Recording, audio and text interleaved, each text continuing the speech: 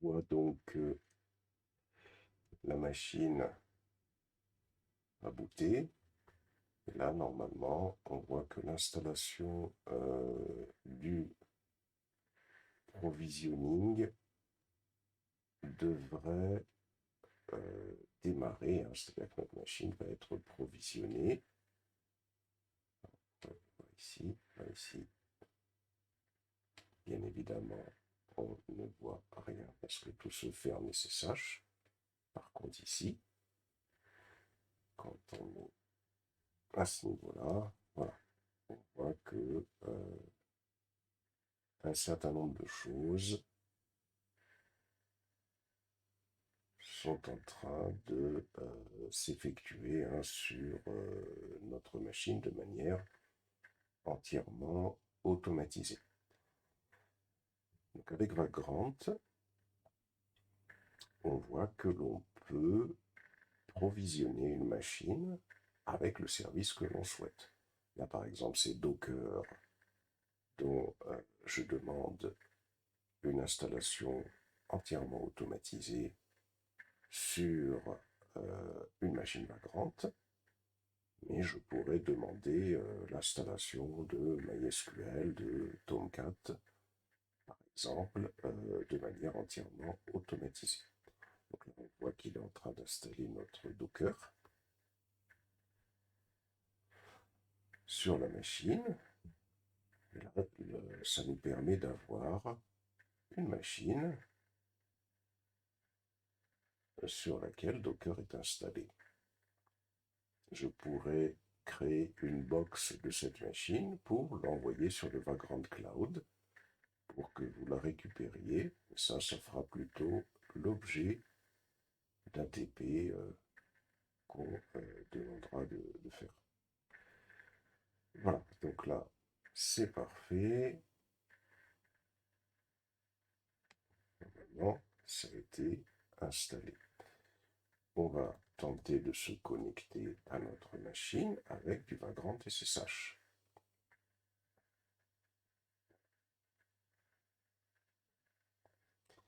On va tenter de lancer Docker, version.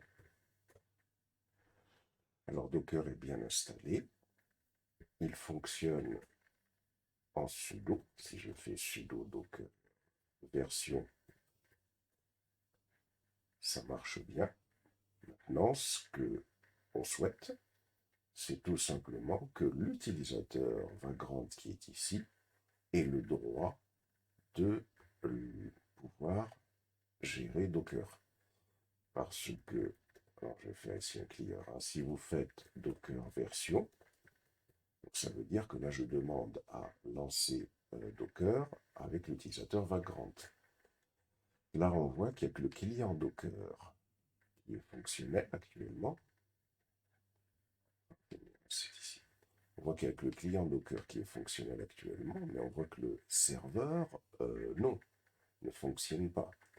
Or, Docker, il a besoin du client Docker. Le client, c'est le composant qui permet d'envoyer des commandes Docker.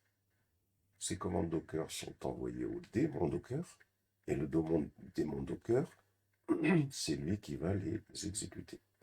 Donc, pour pouvoir donner le droit à Vagrant de gérer Docker, nous retournons sur le site de l'installation de Docker et on va se diriger tout en bas. Et en bas, on va avoir une section Next Step. Continue to post-installation step for Linux. On clique sur Continue for post-installation step for Linux. Je descends. Alors ça, c'est une commande qui va permettre d'ajouter le groupe Docker. Normalement, le groupe Docker a déjà été installé, mais on va quand même aller exécuter cette commande. Donc là, c'est ce qu'il nous dit. Il nous dit le groupe Docker existe déjà. Donc, on va revenir ici et on va plutôt ajouter l'utilisateur courant au groupe Docker. Alors, qu'est-ce que c'est que cette variable $user? Cette variable $user, c'est une variable d'environnement qui représente l'utilisateur courant. D'ailleurs, on peut tester, hein. Récupérons-la. Hop, si je fais un écho et je colle, on voit que cette variable d'environnement contient Vagrant, c'est-à-dire l'utilisateur courant. Donc, cette commande, sudo, ça veut dire qu'on est en mode sudo. On va pouvoir exécuter des commandes que seul l'administrateur a le droit d'exécuter. Usermod, c'est une commande qui va nous permettre de placer l'utilisateur $user dans le groupe Docker. Pourquoi il faut placer cet utilisateur dans le groupe Docker? Tout simplement parce que tous les utilisateurs qui seront dans le groupe Docker auront le droit de pouvoir gérer Docker.